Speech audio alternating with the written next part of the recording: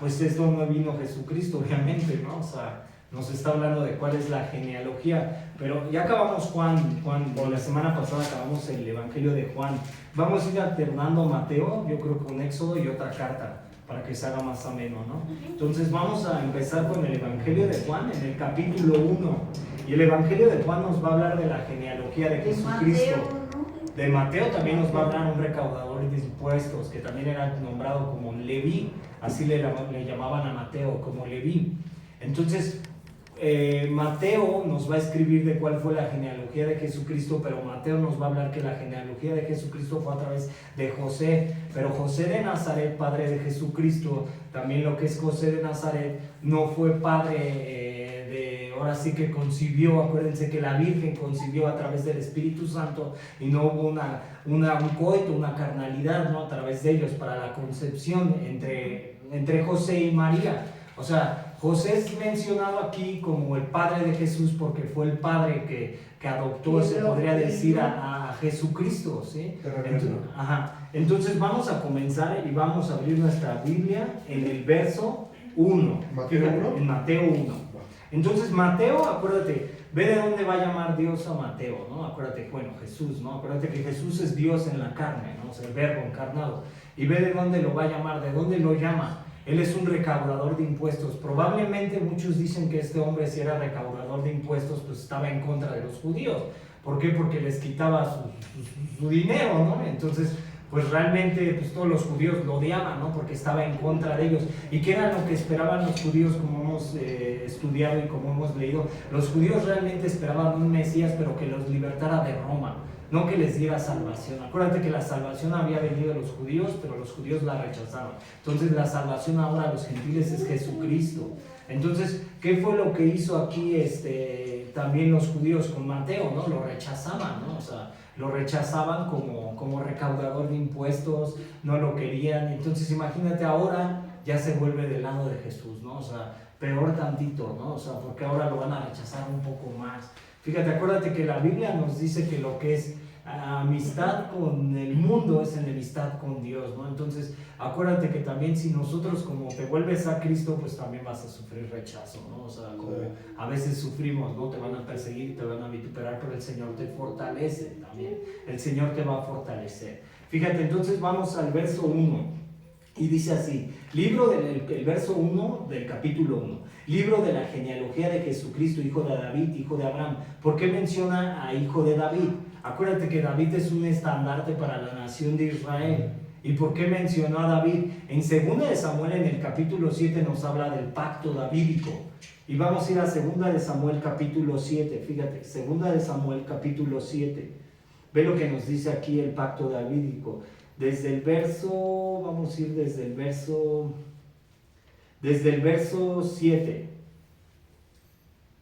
Fíjate, y en todo cuanto han dado con todos los hijos de Israel he hablado yo palabra alguna de las tribus de Israel, a quien haya mandado apacentar a mi pueblo de Israel, diciendo, porque no me habéis edificado casa de cedro. Ahora pues dirás así a mi siervo David, así ha dicho Jehová de los ejércitos, yo te tomé del redil de detrás de las ovejas, para que me fueses príncipe sobre mi pueblo, sobre Israel, y he estado contigo en todo cuanto has andado, y he delante de ti he destruido a todos mis enemigos, y te he dado nombre grande como el nombre de los grandes que hay en la tierra. Además yo fijaré el lugar en mi pueblo Israel, y yo plantaré para que habite en su lugar, y nunca más sea removido, ni los inicuos le aflijan más como al principio, desde el día en que puse jueces sobre mi pueblo Israel, y a ti te daré descanso de todos tus enemigos. Asimismo dice Jehová, te hace saber que Él te hará casa, y cuando tus días sean cumplidos y duermas con tus padres, yo levantaré, aquí está, yo levantaré después de ti uno de tu linaje, el cual procederá de tus entrañas, y afirmará su reino, y él edificará casa a mi nombre, y yo afirmaré para él siempre el trono de su reino. Yo lo seré a él padre, y él me será mi hijo, y si hiciera el mal, yo le castigaré con vara de hombres y con azote de hijos de hombres, pero mi misericordia no se apartará de él, como la aparté de Saúl, a la cual quité de delante de ti, y será firmada tu casa y tu reino para siempre. ¿Cuál es el reino de Dios y de Jesús? Es un trono y un reino sempieterno, o sea, nunca tiene fin. Jesús siempre fue antes de todas las cosas. Y acuérdate que Él se encarnó. Entonces, ¿por qué también nos menciona aquí a Abraham? Porque acuérdate que en Génesis 12 que le dijo Dios a Abraham, ves las estrellas del cielo y ves la arena del mar, como ella será tu descendencia. Entonces dice, te multiplicaré y en ti serán benditas todas las simientes de la tierra. Entonces por eso Jesucristo es linaje de Abraham y Jesucristo tenía que proceder de los judíos y ser parte del patriarca Abraham. Acuérdate que Dios llama a Abraham de Ur de los Caldeos para hacerle una nación diferente a todas las demás naciones. Acuérdate que la Biblia dice que la muerte reinó desde Adán hasta Moisés, porque formó a la nación de Israel para darle sus preceptos y sus mandamientos y para que estuvieran caminando conforme a él. Pero Israel rechaza a Dios y entonces ahora Jesucristo se vuelve Rey de Reyes y Señor de Señores. Es la salvación a la humanidad. Entonces tenía que proceder del linaje de David y del linaje de Abraham. Fíjate, ahora en esta parte dice así, fíjate, libro de la genealogía de Jesucristo. Así Mateo empieza su relación de vida de Jesucristo. De la declaración del texto griego antiguo es difícil saber a qué se refiere el libro de la genealogía. Y las primeras dos palabras de Mateo, biblos, genseos, se pueden traducir el récord de la genealogía, el récord de los orígenes o el récord de la historia. En cierto sentido, cada una de estas traducciones es válida. ¿Sale? Entonces, dice... Los primeros cristianos correctamente vieron al Evangelio de Mateo como importante, porque tiene algunas porciones significantes de las enseñanzas de Jesús, no son incluidos en los otros evangelios como una versión más amplia del Sermón del Monte. O sea, este evangelio tal vez no fue el primero en escribirse. El primer evangelio pudo haber sido el de Lucas, Marcos o Juan, pero este se toma como el más importante y al principio de la Biblia. No se sabe por qué. No me hagan preguntas, pero ustedes lo pueden investigar. Pero es parte, fíjate, entre los evangelios más similares, Mateo, Marcos y Lucas, era el único cuyo autor era un apóstol, Mateo, quien también se le conocía como Leví. O sea, Mateo fue Marcos y Lucas no fueron apóstoles. El que fue apóstol fue Mateo y Juan. Dice quien también se le conocía como Leví, quien era excobrador de impuestos antes de seguir a Jesús como su discípulo. Entonces, cuando también tú lees en la Biblia que de repente en Mateo 1 dice, siempre lo va a mencionar como el hijo de David, o sea, cuando tú ves en Mateo, por ejemplo, o bueno, en Marcos y en Mateo, ¿no? Fue el único que Mateo lo menciona como el hijo de David, porque David era un estandarte para la nación de Israel, ha sido el único rey que ha sido un estandarte para la nación de Israel. O sea, hubo buenos reyes, ¿no? O sea, si tú lees la historia de los reyes de Israel, puedes encontrar que Josías fue un rey, hizo reformas. Asa fue un rey, hizo reforma. Tú puedes ver buenos reyes. Ayer estábamos también leyendo a Manasés, que Manasés también va a venir aquí en la genealogía de Jesucristo, y Manasés fue un rey perverso. ¿Por qué? Porque hizo pasar a sus hijos por el fuego, tomó a gogueros, adivinos, pero ahí también va a venir Manasés, pero al último Manasés se va a arrepentir. En Segunda de Crónicas, cuando tú leas los reyes de Israel vas a encontrar un origen que es humano, y cuando leas las crónicas de los reyes de Israel vas a encontrar un origen divino. ¿Por qué? Porque Dios ya no se acuerda de lo que los reyes han hecho, ¿sí me entienden? Entonces es esa parte que vamos a encontrar. Fíjate, ahora sigamos, vamos, fíjate, debemos recordar. Esto vamos a acordarlo, vamos a ir a 1 Timoteo 1:4 del 6 al 4. Dice, debemos recordar las advertencias de Pablo de no prestar atención a las genealogías y de no discutir de ellas. ¿Qué es esto lo que nos quiere decir Pablo? Fíjate, vea 1 Timoteo 1:4. ¿Por qué? Porque a veces podemos decir, no, es que como vino de esta parte, ¿sí me entiendes? O sea, puedes ver ahí que va a estar Joacim en la genealogía de Jesucristo, y Joacim también fue un rey que Jeremías le dijo, ¿sabes qué? De tu casa ya no va a haber linaje, y de tu casa, ¿por qué? Porque Joacim hizo lo malo ante los ojos de Dios, pero aquí lo vas a encontrar a Joacim. Entonces, pues en una parte tú te puedes dar cuenta que también Dios reprende a este rey, pero aquí va a estar en esta genealogía. Entonces vamos a 1 Timoteo 1:4. Entonces no hay que poner en duda de dónde viene la genealogía de Jesucristo, sino saber que Jesucristo es Dios, se encarnó y murió por los hombres. Vea 1 Timoteo capítulo 4, fíjate, ve lo que dice Timoteo, 1 Timoteo 1:4. Fíjate, ni presten atención a fábulas y a genealogías interminables que acarrean disputas, más bien que edificación de Dios es por fe. Así te encargo ahora. O sea, no vamos a prestar o vamos a decir, oye, ¿cómo este rey? ¿Sí me entiendes? O sea, o podemos decir que la genealogía, ¿por qué tomó a estos y todo? ¿No? O sea, va a traer disputas, va a traer contiendas. Ya la genealogía está dada, está escrita, ¿no? O sea, toda la palabra es escrita. Acuérdate que es sagrada escritura y toda la escritura es inspirada por Dios a través del Espíritu Santo, ¿no? Entonces, no vamos a acarrear disputas, ¿no? Realmente, fíjate. Ahora, en esta misma parte, fíjate, en esta misma parte, el 6 al 4, primera de Timoteo 6:4, ve lo que dice otra vez el apóstol Timoteo, fíjate, 6:4.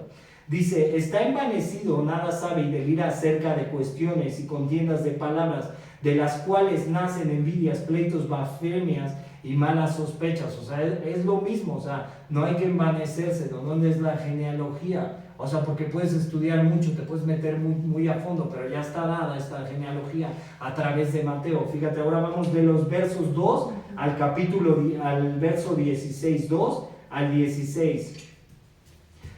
Bueno, vamos a, antes del verso 2 al 16, sí, yo creo que me pasó. Sí, verso 2 al 16. Mateo 1, del verso 2 al 16, fíjate. Ahora, ya me adelanté un poquito. Fíjate, ve lo que dice. Abraham engendró a Isaac. ¿Quién era Isaac? Uno de los patriarcas. Acuérdate que son, ¿cuántos patriarcas? Son 3 más las 12 tribus. Esos también son los patriarcas. Siempre vas a encontrar que esos son los patriarcas. Fíjate. Abraham engendró a Isaac. Isaac a Jacob. Jacob, ¿quién fue? El engañador, el suplantador, del cual le nacen las 12 tribus de Israel. ¿Te estás dando cuenta cómo empieza? Primero Abraham, Dios lo llama de Ur de los Caldeos en Génesis 12 y le dice, de ti voy a formar una nación y bendeciré a todas las naciones de la tierra. Por eso aquí se encuentra la iglesia, porque también procedemos de esa parte. Nosotros somos de Israel espiritual, se podría decir, ¿sí? Entonces la iglesia también procede de esta parte, también somos genealogía de Abraham, genealogía de Jesucristo. Fíjate, ahora en esta parte, Jacob a Judá. ¿De qué tribu provino? De Judá. Jesús es de la tribu de Judá, por eso lo mencionan como el rey de la tribu de Judá. Ahora, y a sus hermanos, los 11 más, los 11 restantes, tribu de Isaacar, Zabulón, Neftalí, Aser, José, Manasés, Efraín, bueno, etc. Judá engendró a Tamar, a Fares. Tamar la vamos a tomar aquí en cuenta porque Tamar fue una mujer que, acuérdate que se va a tener, pues, con el padre de Jacob, ¿no? O sea, hace cuenta que la va a ver como si fuera una prostituta, lo vamos a leer en Génesis más adelante, los que estamos estudiando Génesis. Entonces nos vamos a dar cuenta de qué toma Dios. Dios toma, acuérdate que qué dice Pablo en 1 Corintios, capítulo 1, Dios toma de lo vil y lo despreciable, ¿no? Entonces, Tamar fue una mujer, va a tomar también a Rahab, aquí vamos a ver a Rahab. Esa, acuérdate que la Biblia la menciona como una ramera en Josué, y la menciona así como una ramera en Josué y la toma, y de ahí sale también el linaje de Jesucristo. También va a tomar a Ruth, la moabita, y no tenía nada que ver. Acuérdate que Ruth va a ser redimida por Boz. Boz también era judío, fíjate. Dice, de Tamar a Fares y de Sara. Fares a Esrom a Aram, Aram engendró a Aminadab, Aminadab a Nansón, Nansón a Salmón, Salmón engendró de Rahab, aquí está Rahab, que es la mujer que acuérdate que esconden los espías cuando ellos van a entrar a la tierra prometida en el libro de Josué, en Jericó. Dice a Boz. Boz es el que redime a Ruth. Boz engendró de Ruth, o sea, fue el que lo redime. ¿Cuál era la salvación en los antiguos? Tú lees el libro de Ruth y la salvación para los judíos venía de quién? De Israel. Entonces Boz va a redimir a Ruth, fíjate. Ahora dice Ruth a Obed y Obed a Isaí. Isaí engendró al rey David. Aquí ya vamos sabiendo quién era el rey David, ya hablamos de él. Y el rey David engendró a Salomón, de la que fue mujer Urías. ¿Y qué fue lo que hizo Salomón? Fíjate, ve a quién está mencionando. ¿Qué fue lo que hizo Betsabé con David? O sea, sí recuerdan lo que hizo Betsabé con David. Sí, mataron a Urías, pero aquí la Biblia no deja de mencionar a Urías, tiene memoria de esto. O sea, la Biblia siempre va a tener memoria, por eso nosotros podemos encontrar que nuestro nombre va a estar escrito en el libro de la vida. Eso es lo que dice Apocalipsis 2, Pablo no lo dice, fíjate. Y dice, Salomón engendró a Roboam, Roboam un rey perverso. Acuérdate que con Roboam y Salomón se divide el reino. Ya hemos leído sobre Roboam. Sí. Roboam a Abdías y Abdías a Asa. Asa fue un buen rey. Asa engendró de Josafat, también fue un buen rey. Josafat a Joram, más o menos. Joram, Usías, fue un rey que le embarró. Acuérdate que Usías lo que va a hacer es que adoró y quemó incienso, y él no era un levita, él era un rey, y le sale lepra en el cuerpo. Eso tú lo puedes leer en Primera de los Reyes. Usías engendró a Jotam, Jotam a Acaz. Acaz también fue un rey perverso, un rey malísimo. Acuérdate que Acaz, el profeta se levantó, Isaías, y le dijo, ¿sabes qué?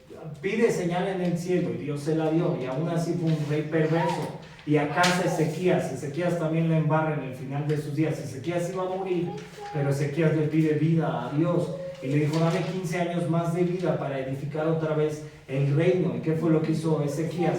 Cuando Isaías lo ve, Isaías lo vio a Ezequías y le dijo así, ¿no? Cuando le dice, estos hombres de dónde han venido, y habían venido todos los como gobernantes de Babilonia a ver los tesoros del rey. Y entonces Isaías el profeta lo confrontó y le dijo, ¿de dónde han venido estos hombres? De muy, muy, muy lejano. Y le enseñó todos los tesoros del rey, ¿sí? Entonces ahí nos damos cuenta que también Ezequías, después de sus días de embargo, iban a ir cautivos a Babilonia a través de Joaquín y de Sedequías. Era el linaje de esa parte de Sedequías. Fíjate, Ezequías engendró a Manasés. Manasés también fue un rey perverso, pero al final de los días se va a arrepentir. Ya hablamos. Amón a Josías. Josías engendró a Jeconías. De no se va a acordar, de Jeconías no se va a acordar, ¿sí? De Jeconías, fíjate, sigamos. Fíjate, entonces dice, a Jeconías y a sus hermanos en el tiempo de la deportación de Babilonia. A través de la lista de estos reyes van a ir cautivos a Babilonia, y Mateo nos va a decir que después de la deportación son 14 generaciones. Después de la deportación a Babilonia, Jeconías engendró a Salatiel, y Salatiel a Zorobabel. ¿Quién es Zorobabel? El que reedifica el templo de Jerusalén. Van cautivos a Babilonia. Acuérdate que la tribu de Judá, ¿quién es? Jerusalén y Judá, porque el reino se divide en dos. A través de Salomón se va a dividir el reino en dos, y se va a dividir en la tribu de Judá y en la tribu de Israel. Y esta Judá va a ir cautivo a Babilonia, Israel, o la tribu del norte va a ir cautivo también a Asiria. Entonces Zorobabel fue el que va a reedificar el templo a través de Nehemías y Esdras. Tú puedes leer esos libros y te vas a dar cuenta que ahí se reedifica el templo a través de ellos dos. Zorobabel engendró a Abiud, Abiud a Eliakim, Eliakim a Azor, Azor engendró a Sadoc, Sadoc a Akim, Akim a Eliud, Eliud engendró a Eliezer, Eliezer a Matán, Matán a Jacob, y Jacob engendró a José. Aquí ya está José, marido de María, la cual nació Jesús, llamado el Cristo. Fíjate cuántas generaciones son hasta la deportación, 14. Entonces tú te puedes dar cuenta en esta parte, que Dios también tomó el nombre. ¿Por qué tomó a José como padre? José, tú te vas a dar cuenta de este texto que José rechaza a María. ¿Por qué? Porque José era un hombre santo, un hombre seguidor de Jesús, y que era un hombre devoto. Entonces cuando José ve a María embarazada, dice, ¿tú cómo vas a estar embarazada si ni siquiera has estado conmigo? Entonces se tenían que desposar, ¿sí me entiendes? Imagínate cómo iba a ser para María y para los judíos, que tenían una ley así, pues a través de Moisés y todo, llevaban la ley. El desposorio para ellos tenía que ser muy duro, ¿sí? Entonces fíjate, Jesús en Isaías, en una parte de Isaías tú te vas a dar cuenta que Isaías dice así: y la Virgen concebirá y dará a luz, y su nombre se llamará Emmanuel. O sea, es una profecía y se está cumpliendo. O sea, ¿por qué siempre vamos a ir también a la profecía? Porque acuérdate que la palabra de Dios siempre va a tener un cumplimiento. O sea, la palabra de Dios siempre se va a cumplir. Fíjate, aquí va a tomar también, como lo habíamos dicho, a Rahab, Ruth, la que fue mujer de Elías. Esta genealogía es notable por la presencia inusual de 4 mujeres. Ya hablamos qué eran estas 4 mujeres. Era poco común que las mujeres se mencionaran en las genealogías antiguas, y las 4 se mencionan aquí son dignas de mención especial como ejemplos de la gracia de Dios. Ellas muestran cómo Dios puede tomar personas no extraordinarias y usarlas en gran manera. Dice Tamar. ¿Qué fue lo que hizo Tamar? Fíjate, ella se vendió como prostituta a su suegro Judá. para dar a luz a Fares y a Zara. En Génesis 38, eso lo puedes ver. Todavía no hemos llegado a Génesis 38, lo que estamos leyendo Génesis. Pero ahí tú te puedes dar cuenta que Tamar fue una mujer que se vistió de prostituta para llegarse a su suegro, ¿no? Jacob. Entonces, fíjate, estas 4 mujeres tienen un lugar importante en la genealogía de Jesús para demostrar que Jesucristo no era de la realeza. O sea, acuérdate que los judíos, ¿qué pensaban? Que iba a llegar un hombre, un salvador, que tenía que ser de la realeza. Llega Jesucristo en un pollino, como lo había profetizado Zacarías. O sea, ¿qué onda, no? Este cuate no es el Cristo. Entonces lo rechazan. Fíjate, según la percepción humana, en el sentido de que no vino de un trastorno puramente aristócrata. Ahora, fíjate, ahora vamos al verso 17, ya vimos esta parte de la genealogía, el verso 17. De manera que todas las generaciones desde Abraham hasta David son 14, desde David hasta la deportación de Babilonia, 14, y desde la deportación de Babilonia hasta Cristo, 14, o sea, son 14 hasta la deportación y 14 hasta Cristo, ¿sale? Fíjate, con esto Mateo hace claro que esta genealogía no está completa. En realidad no hay 14 generaciones entre los puntos de referencia que Mateo señala, pero Mateo dictó la lista para que fuera fácil de recordar y de memorizar. De manera que todas las generaciones, la práctica de omitir generaciones a veces era común en el listado de las antiguas genealogías. Por omitir algunas generaciones, Mateo no hizo nada inusual. Otro linaje real de Mateo era Josías y Jeconías, en Mateo 1:11. Estos son los que les había mencionado sobre Joacim, y su nombre era Joacim. Era tan malvado que por el profeta Jeremías Dios prometió que ningún descendiente suyo se sentaría sobre el trono de Israel. O sea, Dios había a través del profeta dicho que no se iba a sentar en el trono a través del profeta, pero ahora tú te das cuenta que Joacim, Jeconías y Joacim y Josías son mencionados en esta parte, ¿sí? O sea, aquí no hay un nacimiento, o sea, a través de cópula, ¿no? Porque, o sea, son mencionados estos porque no hay un nacimiento. Se cumple lo que dice el profeta Jeremías, porque podríamos entrar, como dijo Timoteo, en disputas, en cosas necias, pero se va a cumplir aquí la palabra. Fíjate, ahora el verso 18. Vamos al verso 18 de esta parte. Sí se va entendiendo, ¿no? Sí. Ahora el verso 18 dice: el nacimiento de Jesucristo fue así, estando desposando María, su madre, con José, antes que se juntasen, se halló que había concebido del Espíritu Santo. O sea, aquí es lo que se cumple esta profecía, y vamos a ir a Isaías 7:14. Isaías 7:14 nos lo va a decir, fíjate. Isaías 7:14. Aquí se va a cumplir la profecía que había dicho este profeta. ¿Ve? Isaías capítulo 7, verso 14. Dice así: por tanto, el Señor mismo os dará señal. He aquí que la Virgen concebirá y dará a luz un hijo y llamará su nombre Emmanuel.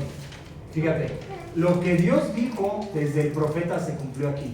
¿Sí me entiendes? O sea, si tú estás dudando de la Biblia a veces, porque a veces dudamos, y cuando tú la estudias te vas a dar cuenta que Dios es tan real y que la palabra fue dada a los santos hombres de Dios a través del Espíritu Santo, y que la palabra es real y que la palabra se va a cumplir, y que todo lo que está profetizado también en la palabra se va a cumplir en algún tiempo de la historia. Y si tú estás en Cristo es porque también eres de esa descendencia, y si tú fuiste escogido es que tú ya fuiste bendecido en todos los lugares celestiales. Acuérdate que así nos lo dice Pablo en Efesios 1:3, y también nos lo dice Pedro y Pablo, ¿no? Nos dice que somos coherederos del reino de Dios.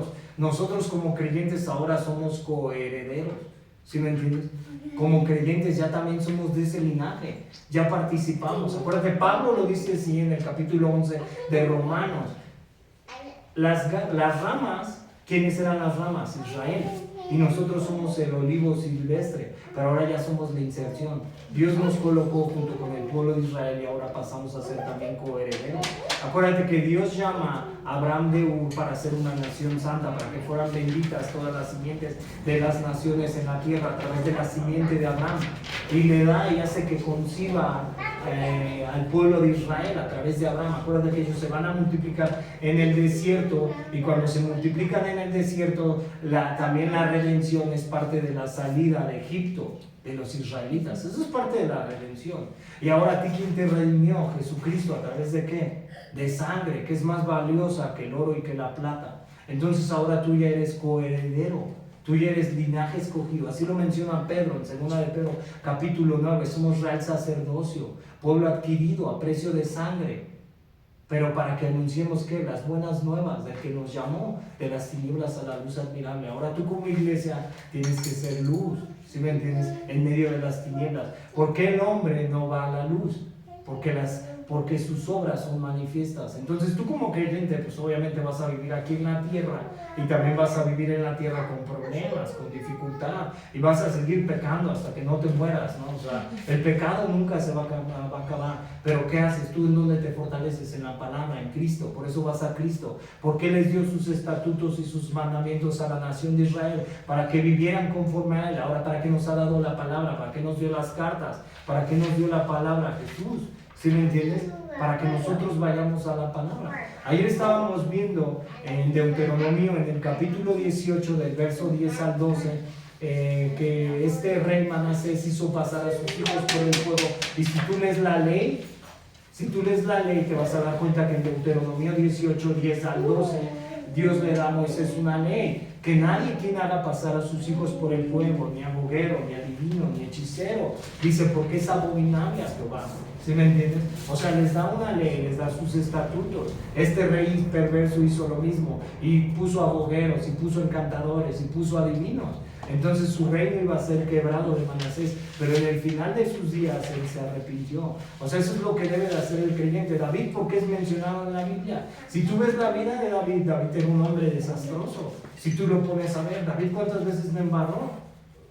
David le embarró muchas veces. O sea, creo que ha sido de los hombres que en la Biblia la embarra más que todos. ¿Por qué? Porque si tú lees la historia del rey David, ¿qué fue lo que hizo David? Primero agarró y mató al gigante. Dios lo ungió a través de Samuel y mata al gigante, y cuando él mata al gigante, después va y empieza la persecución de Saúl, y Saúl lo empieza a perseguir, y cuando lo empieza a perseguir él tiene miedo y se va y se refugia con los filisteos. No había alianza entre judíos y filisteos, y él toma de los panes de la proposición, y cuando toma de los panes de la proposición también trata de agarrar la espada de un gigante que mide como 3 metros, se ve ridículo, y después hace alianza con el pueblo de los filisteos. Es como si nosotros como creyentes de repente estamos adorando a Dios y después nos vamos a adorar a Buda, o después nos vamos a adorar a la Santa Muerte, o después nos vamos a adorar también a la santería. O sea, ¿qué relación hay entre la luz y las tinieblas? Entonces tú ves la historia de David y puedes ver que él también como hombre la embarra, pero después se arrepiente. Y cuando se arrepintió David, Dios lo volvió a levantar porque él consultó el efod, o sea, al sacerdote. Y cuando consulta el efod, después ya la vida de David estaba bien. ¿Y qué es lo que vuelve a hacer David? Ahora ve a la esposa de su general, la ve bañándose, la ve hermosa, estaba de ocioso, y ¿qué hizo? Y peca en contra de su general y toma a su mujer Betsabé y después mata a su general. O sea, ahora ya se vuelve un asesino, un mentiroso, un adúltero. Y aún así el profeta Natán se levanta y le dice, ¿sabes qué? Tus días van a ser cortados. Bueno, no le dijo así, tus días van a ser cortados. Dice, no va a morir, no vas a morir, pero no se va a acabar de ti la espada de tu casa. Entonces Dios lo perdona. Ahí sale el Salmo 51. Y tú cuando lees el Salmo 51 puedes ver cuál es el arrepentimiento de David. Y David siempre fue un hombre conforme al corazón de Dios. Entonces Dios no busca perfección. Dios, ¿qué es lo que busca? Que tú le entregues tu corazón. Entonces por eso su hijo Salomón en los Proverbios 23 al 26 te dice, dame, hijo mío, tu corazón, y miren tus ojos mis caminos. Entonces tú como creyente te puedes dar cuenta que no eres perfecto, porque el único perfecto fue Él, el único justo fue Él. Y tú como creyente vas a fallar, tú como creyente te vas a equivocar, pero por eso tienes que doblar rodillas, por eso tienes que arrepentirte, por eso tienes que decirle al Señor, ayúdame. Por eso Pablo dijo en 2 Corintios capítulo 12, verso 9, bástate mi gracia, donde mi poder se perfecciona en tu debilidad. Nosotros como creyentes siempre vamos a fallar. Nosotros como creyentes tal vez vamos a hacerlo malo. Tenemos un corazón perverso, pero con Él podemos cambiar. Entonces por eso nos damos cuenta que nosotros también formamos parte de este linaje. Fíjate, esta parte, sigamos en esta parte ya. Aquí acabamos, ¿no? Entonces 7:14. Fíjate, el desposorio. ¿Qué era el desposorio? Esto hacía que el contrato anterior fuese oficial y obligatorio. Durante el tiempo del desposorio, la pareja era conocida como esposo y esposa, y el desposorio solo se podía deshacer por el divorcio. Típicamente el desposorio duraba 1 año, y el matrimonio, esto era después de la boda y después del año del desposorio. O sea, ¿qué era lo que quería hacer José? Divorciarse. Fíjate, cuando dice, se halló que había concebido del Espíritu Santo. Mateo sencillamente y sin mayor detalle que se encuentra en el Evangelio de Lucas, presenta la concepción virginal, lo que leímos, Isaías 7:14, y nacimiento subsecuente de Jesús. Pero el nacimiento virginal era difícil de creer para las personas de aquel entonces, igual que hoy en día, sin duda, por alguna persona. O sea, ¿quién podría creer esto? ¿Sí me entiendes? O sea, si a ti te dijeran, ¿sabes que esta mujer concibió a través del Espíritu Santo? ¿Lo creerías? O sea, ¿tú lo creerías? Hay duda en tu corazón, ¿no? Y hay duda en mi corazón. O sea, no lo creeríamos, digamos, es dificilísimo, pero así fue. O sea, si tú lees la palabra, así fue. Fíjate, ve del verso 19 al 21, ve lo que dice esta parte, del verso 19 al 21, del capítulo 1. Dice así: José su marido, como era justo, aquí te estás dando cuenta que era un hombre piadoso, un hombre justo. Justo es porque, justo no es, ahorita no lo vamos a tomar como justificado, pero era un hombre justo, piadoso, y no quería infamarla, quiso dejarla secretamente. O sea, ahora ya se iba a echar a correr. Dice, y pensando él en esto, aquí un ángel del Señor le apareció en sueños y le dijo: José, hijo de David, no temas recibir a María tu mujer, porque lo que en ella es engendrado del Espíritu Santo es. Y tú te das cuenta que un ángel del Señor se le aparece. Nosotros necesitaríamos que un ángel del Señor nos dijera: ¿sabes qué? Todo lo que está escrito en la palabra es real, y todo lo que habla la profecía y todo lo que hablan los profetas es real. O sea, no necesitaríamos, o realmente sí estamos convencidos de quién es Jesús y qué fue lo que hizo. Realmente estamos igual que Israel, vagando en nuestra mente. ¿Sí me entiendes? Porque a veces el hombre vaga en su mente y realmente no cree lo que está escrito. A veces hay cierta incredulidad en nuestro corazón. Cuando tú tengas incredulidad, ve más a la palabra. Romanos 10:17 dice que la fe viene por el oír, y el oír la palabra de Dios. Fíjate, el verso 21 dice: y dará a luz un hijo y llamará su nombre Jesús. Jesús significa el Salvador, eso es lo que significa el Salvador, o el que salva. Y Jesús también, Josué era un tipo de Jesús. Acuérdate que Josué va a entrar a la tierra prometida en Canaán, y es un tipo de Salvador. Josué, Yeshua es lo mismo. Y llamará su nombre Jesús, porque él salvará a su pueblo de sus pecados. O sea, así es como nos salvó. O sea, nos salvó. Acuérdate que dijo Pablo en Efesios 2: antes estábamos muertos en nuestros delitos y pecados, mas él, grande en amor y en misericordia, nos hizo nacer de nuevo, porque antes así estábamos. Entonces Pablo también lo dice así en Romanos 6: fuimos juntamente sepultados en él en su muerte, para bautismo, para vida nueva. Fíjate, cuando dice José su marido, el versículo previo nos dijo que María estaba desposada con José. Este comentario muestra que aunque no estaban casados formalmente, José se considera el marido de María por el desposorio. O sea, sí se consideró. El ángel le habló y entonces él se consideró como su marido. Y como era justo y no quería infamarla, como era justo, José sabía que María le había sido infiel y que sería imposible aún cumpliera el matrimonio. Aún así, su naturaleza de un hombre justo también quiso que no fuera una dificultad, un estigma innecesario para María. José hizo una decisión entendible en buscar un divorcio secreto. Y el 21, fíjate, estos versos 21, he aquí un ángel del Señor. Este no era un ángel del Señor, sino sencillamente un ángel del Señor. Quizá fue Gabriel, quien es prominente. Gabriel, ¿en dónde se aparece más? En el libro de Daniel. También Gabriel ahí aparece en el libro de Daniel y le da la orden de la salida, las 70 semanas de Gabriel, el fin de los tiempos. O sea, tú te das cuenta que aquí Gabriel pudo haber sido el que también se le aparece a Zacarías, el gran sumo sacerdote, el que va a concebir al Bautista, el que prepara el camino, el que habla de Jesús como el Cordero de Dios que quita el pecado del mundo. Fíjate, quizá fue Gabriel quien es prominente en los anuncios a María y a Zacarías, pero ellos fueron visitas reales de ángel, pero esto era presentado a José en sueño. Ahora vamos al verso 22 al 23. Todo esto aconteció para que se cumpliese lo dicho por el Señor por medio del profeta, cuando dijo, aquí ya lo leímos, capítulo 7 de Isaías, verso 14. He aquí una virgen concebirá y dará a luz un hijo y llamará su nombre Emmanuel. Emmanuel significa Dios con nosotros. Y dice, entonces dice, ha habido cierta cantidad de controversia en cuanto a esta cita de Isaías 7:14, más que nada porque la palabra hebrea, alma, se puede traducir como virgen o mujer joven. Emmanuel, este título de Jesús se refiere a su deidad. Eso es lo que significa. Acuérdate que el verbo descendió en carne, o sea, el verbo. Jesús es el verbo, Dios en la carne. Así lo menciona Filipenses 2.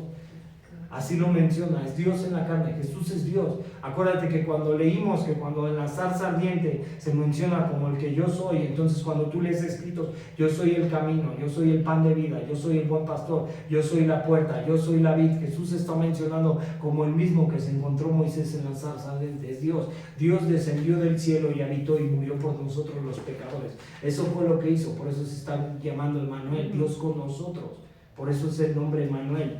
Fíjate, Emmanuel, este título de Jesús se refiere a su deidad, Dios con nosotros, y su identificación y cercanía con el hombre, Dios con nosotros. O sea, Jesús es Dios, para que no tengas duda, Él es Dios, porque te van a querer desviar, ¿no? Entonces, y a veces te van a decir en varias doctrinas, no, ¿cómo va a ser Dios? Que no sé, no, es Dios. Él se encarnó, es el mismo, que el que yo soy, que Yahvé, sí, es el mismo.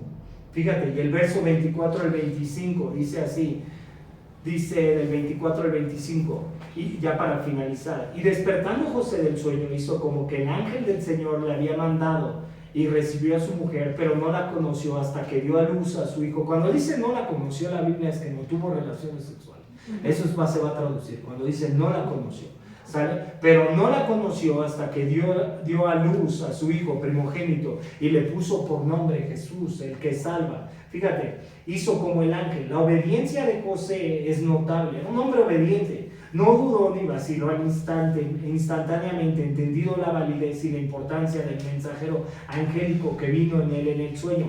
Y cuando dice no la conoció, las palabras no la conoció hasta implican que José y María tuvieron relaciones matrimoniales normales después del nacimiento. Esto enfatiza que Jesús era concebido milagrosamente. Mateo quiere quitar toda la ambigüedad de la concepción virginal de Jesús porque añade que José no tenía una unión sexual que María hasta que dio a luz a Jesús. Entonces tú te puedes dar cuenta que Jesús es antes de todas las cosas. Ya lo leímos en Juan 17:5. Padre mío, glorifícate como que te glorificaste antes de que fueran todas las cosas. Jesús estaba cuando Dios formó la creación.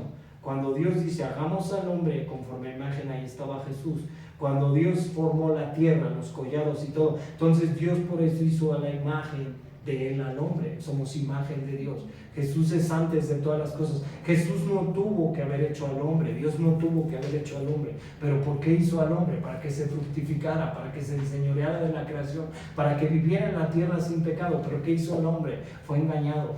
Acuérdate que la primera rebelión en el cielo no fue a través del hombre. La primera rebelión fue de ángeles.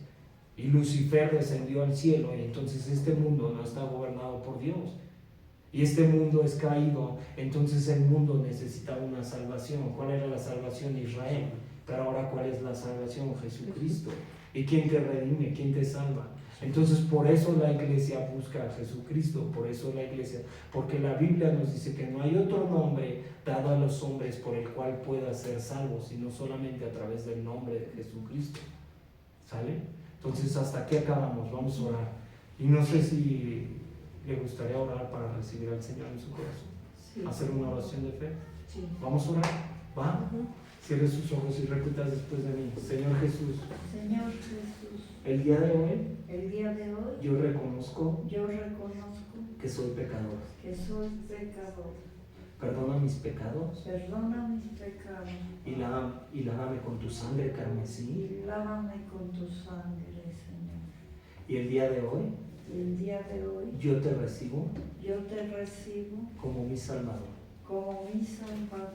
Entra en mi vida. Y guía mis pasos. Señor. En el nombre de Jesús. En el nombre de Jesús. Amén y amén. Amén y amén. Vamos a orar. Señor, te damos gracias, mi Dios, por este tiempo, Señor, pues te amamos, te adoramos, Señor. Sabemos que tú eres el Verbo, Señor, y cada uno de los que estamos aquí te necesitamos, Señor. No hay ninguno, Señor, que no te necesite, Señor. Bendice nuestra entrada, nuestra salida, Señor, y ayúdanos, Señor, y fortalécenos, Señor, también como iglesia, Señor, y muéstranos, Señor, que esta leve tribulación momentánea, Señor, no se compara, Señor, a la gloria venidera, Señor, que te veamos como un espejo cara a cara, Señor, porque hemos visto tu rostro, Señor, igual que lo vio el profeta, Señor, y tuvo miedo, Señor. Ayúdanos, Señor, a confiar más en ti, Señor, y menos en nosotros, Señor, y bendice, Señor, nuestras casas, nuestras familias, Señor, y ayúdanos, Señor, a que reflejemos tu rostro, Señor, y a que te busquemos, Señor, y que pues también como Mateo mismo al final, Señor, lo escribió, Señor, que vayamos y hagamos discípulos, Señor, y que pues en ti, Señor, solamente hay salvación, Señor, porque para eso está la iglesia, Señor, para glorificarte, Señor. Te lo pedimos y te lo rogamos, Señor. En el nombre de Jesús, Padre, oramos. Amén y amén. Amén.